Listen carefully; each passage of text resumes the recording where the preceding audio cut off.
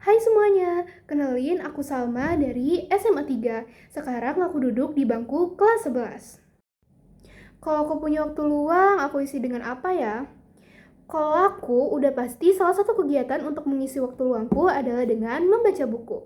Akhir-akhir ini aku suka mengisi waktu yang kosong dengan membaca buku. Salah satu buku yang aku baru baca adalah buku non-fiksi berjudul Filosofi Teras. Menurut aku, buku ini sangat menarik. Kenapa sih menarik? Emang isi buku ini apa? Nah, teman-teman, pada kesempatan kali ini aku udah membuat resensi untuk buku ini. Di video kali ini, aku akan menjelaskan mengenai resensi yang telah aku buat untuk buku ini. Di era modern ini, banyak tekanan dari berbagai arah, dan juga itu membuat kita merasa lelah secara mental.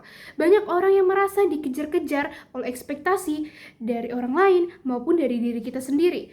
Ketenangan menjadi hal yang sangat langka sekarang, dan juga untuk tetap waras, itu menjadi hal yang sangat mendesak dalam keadaan sekarang. Muncullah pendekatan asing yang tapi sangat relevan, yaitu Stoicisme. Aliran dari filsafat kuno, yaitu dari Yunani. Aliran ini mengajarkan tentang pentingnya dalam ketenangan diri dan juga untuk membedakan antara hal yang bisa kita kendalikan dan hal yang tidak bisa kita kendalikan.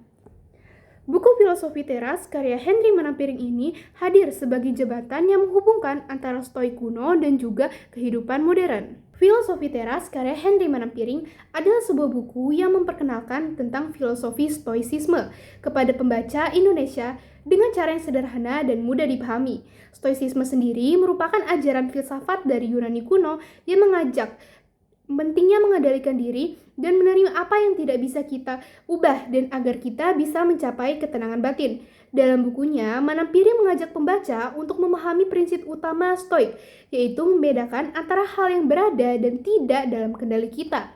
Dengan fokus pada apa yang bisa dikontrol, seperti pikiran, sikap, dan juga melepaskan kekhawatiran terhadap hal-hal di luar kendali kita, yaitu bisa mengurangi kecemasan, stres, emosi negatif lainnya.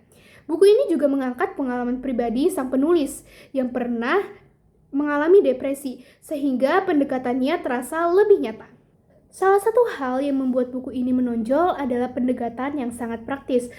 Penggunaan pengalaman pribadi penulis yang pernah berjuang dengan depresi membuat buku ini lebih hidup dan tulus.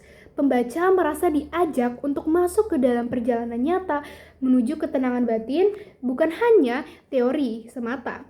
Hal ini juga membuat filosofi teras terasa sangat humanis dan juga menyentuh. Namun, buku ini juga memiliki beberapa kekurangan yang layak diperhatikan. Karena memang dibuat sebagai pengantar ditulis dengan gaya yang ringan. Beberapa konsep filosofik Stoik hanya dijelaskan secara permukaan. Pembaca menginginkan analisis mendalam atau kajian akademik, tentu akan merasa kurang puas. Meski begitu, kekurangan ini sebenarnya wajar, karena mengingat target utama buku ini adalah pembaca umum dan pemula yang ingin mulai mengenal Stoicisme. Dan juga kekurangan itu tidak mengurangi nilai dari buku ini. Jadi, filosofi teras ini mengajarkan stoicisme dengan cara yang sangat sederhana, praktis, dan mudah dipahami. Buku ini bukan hanya mengajarkan teori, tetapi juga membimbing pembaca untuk mengaplikasikan nilai-nilai kebijaksanaan kuno dalam menghadapi tantangan hidup modern yang penuh tekanan dan ketidakpastian. Meski ada beberapa keterbatasan dalam pendalaman konsep dan struktur narasi yang agak longgar, filosofi teras tetap menjadi pilihan yang tepat bagi mereka yang ingin belajar cara sederhana untuk menjalani hidup lebih tenang dan kuat secara mental. Secara keseluruhan, filosofi teras memberikan kontribusi positif bagi literatur self-help dan filosofi di Indonesia, dan layak menjadi bacaan wajib bagi mereka yang ingin menemukan ketenangan ala Yunani kuno. Nah itu, sekian dari aku pamit undur diri. Terima kasih telah menonton sampai di sini. Dadah!